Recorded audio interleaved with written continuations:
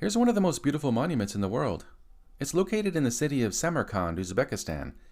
This is the tomb of Tamerlane, a brigand turned conqueror who founded the Timurid Empire and made this city his capital near the end of the 14th century before he died in 1405 AD.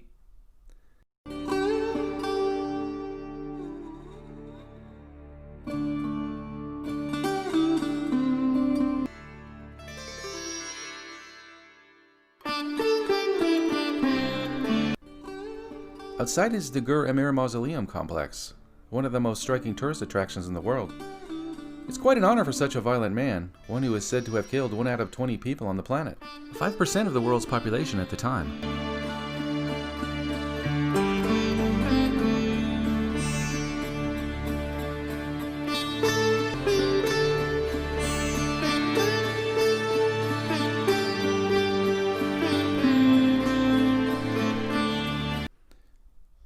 Statues of Tamerlane are all over Uzbekistan, and no mobs are demanding that these statues should be torn down. I wouldn't for a minute think this is some kind of moral hypocrisy. Uzbekistan isn't exactly a hotbed of snowflake cultists trying to tear down the history of the country they live in. This is a disease uniquely set in the West. Instead, Tamerlane is rather an inspiration for this video. Just how many statues of evil men are there in the West, and how many of them are being ignored by the mobs taking down statues that they dislike? I'm going to be focusing on the United States and Great Britain, where most of these statues seem to be coming down, and where most of these strangely ignored statues exist, along with the proof of leftist doublethink. Here are some of the social justice cultists in Britain in June, bringing down a statue of Edward Colston, a British politician, merchant, philanthropist, and slave trader who died in 1721. His statue had stood in Bristol, the city of Colston's birth, since 1895. He was very big in the Royal African Company, a state-run corporation that held a monopoly on English slave trading in Africa. If these snowflakes weren't taking action, I wouldn't have the slightest idea that some of the people who shaped our history were morally questionable. I guess we're all getting an education. Well, not really. Off goes Mr. Colston into the drink. Here's another statue in England, in Manchester, in the city centre. This one's of the 19th century Prussian writer, philosopher, and social scientist Friedrich Engels. According to this article, it was in Manchester that Engels met his longtime romantic partner, Mary Burns. Guided by Mary, he came to fully experience industrial working conditions and the plight of the poorest in society. Manchester subsequently served as the inspiration for researching his first book, The Condition of the Working Class in England. Isn't that nice? Collins found this particular likeness of the socialist thinker dumped in an agricultural compound in a small village in Poltava in Ukraine, a country which outlawed signs and symbols from the communist era in 2015. It was cut in half at the waist, covered in raffia bags, and bore traces of blue and yellow paint, the Ukrainian national colors. These colors are still visible on the restored statue. Determined to bring Engels back to his longtime home, Collins turned the long journey back to England into an artistic project as part of the Manchester International Festival. After a passage through Europe with stops at key locations in Engels' life, the statue now has a permanent place in Manchester city centre. Well, sounds like he's quite a guy. Angles and an angle on this world that change. We're the workers international worldwide. But East was his base to configure our race against capitalism's brutal shackles and pain. Maybe Marxism had the X factor that Engelsism never had. Wow, that is quite a welcome for Mr. Engels there. This was the closing ceremonies of the 2017 International Festival in Manchester. It's pretty strange when you consider all the historical figures being cancelled, having their names taken off of streets. You don't even have to take part in anything violent like the American Civil War or the slave trade to get cancelled either.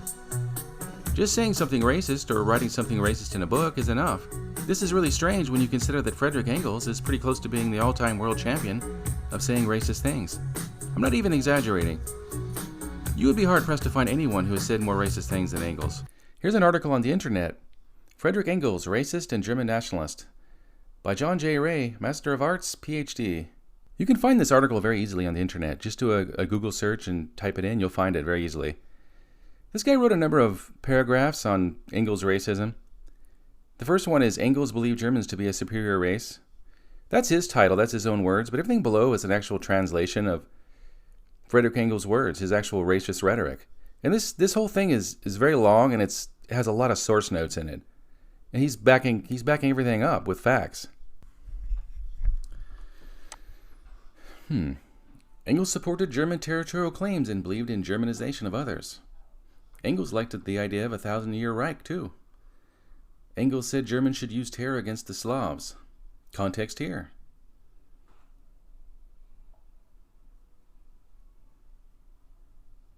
Engels didn't think all races were equal. Engels said Germany had a right to conquer other lands. That sounds familiar, doesn't it? Engels thought Aryans were superior. Engels advocates that Germany defeat France by any means possible. War against Russia, a good thing for Germany. Engels makes it clear what he means by N-word. Let's not get algorithm banned for quoting Engels by YouTube. That would be bad. Engels was contemptuous of N-word again. Engels approves of anti-Semitism. Polish Jews get a blast. Engels celebrated the conquest of North African Arabs by the French. Engels was pro-American. Oh boy, that's really bad. That's really bad. No past and no future for the Slavs. Both Marx and Engels thought that the Chinese suffered from hereditary stupidity. Our hate-filled Engels despised the Irish too. Engels' contempt for Scandinavians too. That's weird. I don't think Hitler would agree with Engels about that one. Engels despised the Russians.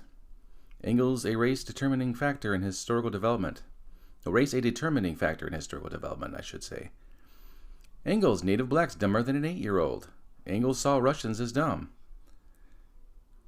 Engels paranoid about the Slavs. And he goes on for a little bit longer. I guess he hated so many people that it didn't really matter. He pretty much only liked the Germans.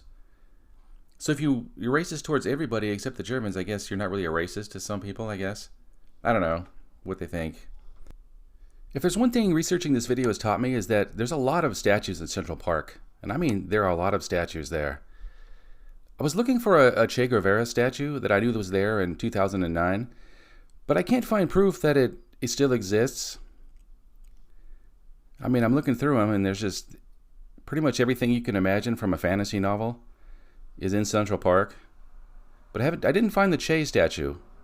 It is known that it was there in 2009 though, but all the pictures I find of Che are from 2009. I can't find any that were taken afterwards, so I suspect that the statue's not there anymore. I would bet you dollars to donuts that some of these statues have an offensive past behind them. The cultists have a lot of work ahead of them if they want to take down every statue they don't like, and there's probably plenty of work to do in New York City. But maybe New York will take a stand and protect their statues. There's no way of telling. It's a pretty left-wing city. Here's one of the 2 articles from this year I found that claim that the Che Guevara statue in Central Park is still there and should be removed. I kind of have my doubts because most of the pictures, including the one used in that article, were taken in 2009. Here's a couple here. Here's a few more. The statue seems to have been moved at some point too. In this one there's a lot of trees, a lot of grass. Here's a good movie to watch if you want, a 2008 film starring Benicio del Toro, Che. This movie turns Che Guevara into an action hero, but he didn't have any superpowers, so it wasn't really a blockbuster. I wish his statue was in New York City still. I wish I could prove that it was. It would be such a juicy argument. This Stalinist revolutionary didn't just murder people in cold blood and run Cuba's main political prison where he oversaw executions. He actually once made a comment about nuking New York City if the missiles had remained in Cuba. The only place I would put this guy's statue in New York would be the New York Stock Exchange. That would be good for a laugh. I want you to go out there and I want you to ram Steve Madden stock down your clients' throats till they fucking choke on it. Yeah. Till they choke on it and they buy 100,000 shares. That's what I want you to do. You be ferocious. Now here's a statue that definitely still exists in the Fremont neighborhood in Seattle, outside of a bistro on private property. It is on private property, but it's awfully close to the sidewalk. There he is, Mr. Lenin himself. Somebody painted one of his hands red. Good for them. So I can't say the statue is 100%, free from any form of defacing. But it's there, and it's not going to be torn down. And let's admit it, if it was a Robert E. Lee statue, private property or not, it would have been torn down a long time ago in Seattle. It all depends on the neighborhood you're in. This statue was rescued from a junkyard in Czechoslovakia. Apparently in the formerly communist world, they didn't want to keep these statues. And if you wanted to make the argument that somebody like Robert E. Lee is more evil than Lenin, you're going to get into an argument that you're going to lose. Here's a Wikipedia page on the Red Terror. The Red Terror was a period of political repression and mass killings carried out by the Bolsheviks after the beginning of the Russian Civil War in 1918. The term is usually applied to Bolshevik political repression during the Civil War, 1917 through 1922, as distinguished from the White Terror carried out by the White Army, Russian and non-Russian groups opposed to Bolshevik rule, against their political enemies, including the Bolsheviks. It was modeled on the terror of the French Revolution. The Cheka, the Bolshevik secret police, carried out repressions perpetrated during the Red Terror. Estimates for the total number of people killed during the Red Terror for the initial period of repression are at least 10,000. Estimates for the total number of victims of Bolshevik repression vary widely. One source asserts that the total number of victims of repression and pacification campaigns could be 1.3 million, whereas another gives estimations of 28,000 executions per year from December 1917 to February 1922. The most reliable estimates for the total number of killings put the number at about 100,000, whereas others suggest a figure of 200,000. In any case, it's worse than the Spanish Inquisition. And this just isn't about numbers either. Lenin tried to bring back the Middle Ages with some of the things he carried out with his Cheka, his secret police. At least according to the Bolsheviks' opponents in the Russian Civil War, the White Faction. At these times, the media of the Soviet government's opponents, including Denikin's Commission to Investigate Bolshevik Crimes, published numerous reports that the Cheka investigators used torture. The commission claimed that, at Odessa, the Cheka tied white officers to planks and slowly fed them into furnaces or tanks of boiling water. The commission claimed that in Kharkiv, scalpings and hand flayings were commonplace. The skin was peeled off victims' hands to produce gloves. The commission claimed that the Voronezh Cheka rolled naked people around in barrels studded internally with nails. Victims were crucified or stoned to death at Dnipropetrovsk. Is that how you say it? Man. I read Lenin, The Man, the Dictator, and the Master of Terror by Victor Sebastian, and it was chock full of these Russian names. They were just made my brain want to explode. Dnipropetrovsk? Jiminy Christmas, that's so ridiculous. The Russians need to simplify some of their names. They're really hard to pronounce. But a lot of this stuff, these outrageous tortures, supposedly were discredited because the white opponents of the Bolsheviks were really getting crazy with discrediting the Bolsheviks. So we don't really know how cruel they became. But since I read that book, I have kind of an eye for what's true and what's not true. I mean, some of these crazy tortures may not have been real. But like down here in this part sounds correct according to that book that I read. Executions took place in prison cellars or courtyards, or occasionally on the outskirts of town during the Red Terror and Russian Civil War. After the condemned were stripped of their clothing and other belongings, which were shared among the Cheka executioners, they were either machine-gunned in batches or dispatched individually with a revolver. Those killed in prison were usually shot in the back of the neck as they entered the execution cellar, which became littered with corpses and soaked with blood. Victims killed outside of the town were moved by truck, bound and gagged to their place of execution, where they sometimes were made to dig their own graves. This actually sounds correct. This doesn't sound like the quite possibly untrue accounts of these crazy tortures, that may not be real, may not have actually happened. And there was at least one more Lenin statue in Las Vegas up until 2019 at the Mandalay Bay Resort. There was a place called the Red Square Bar and Restaurant. It looks pretty cool. And they had a Lenin statue out front, but customers complained about it, so the owners cut the head off of this thing and put it into this thing called the Vodka Vault, where it was supposed to appear frozen inside this glass container. There it is right there. I think they did a really poor job on making this thing look frozen. I have friends that do D&D miniatures, and they would have done a better job on making this thing look frozen. It's pretty lousy looking. It looks like a bird pooped on its head or something. But anyway, this Lenin statue hasn't been there since 2019, so it's not really an issue anymore. In any case, the statue's head wasn't cut off by a mob or something like that. It was the owners decided to do it to placate their customers. I've always thought the various statues of Chief Little Turtle were a little strange. After St. Clair's defeat in 1791, a lot of American soldiers were burned alive by the Indians, who this guy was the leader of. And we have statues of him all over the place because later on he became a peace chief. Most people are sympathetic towards Native Americans and understand they were defending their own land. This just confirms to me that whether or not we can have a statue has nothing to do with morality. and everything to do with politics.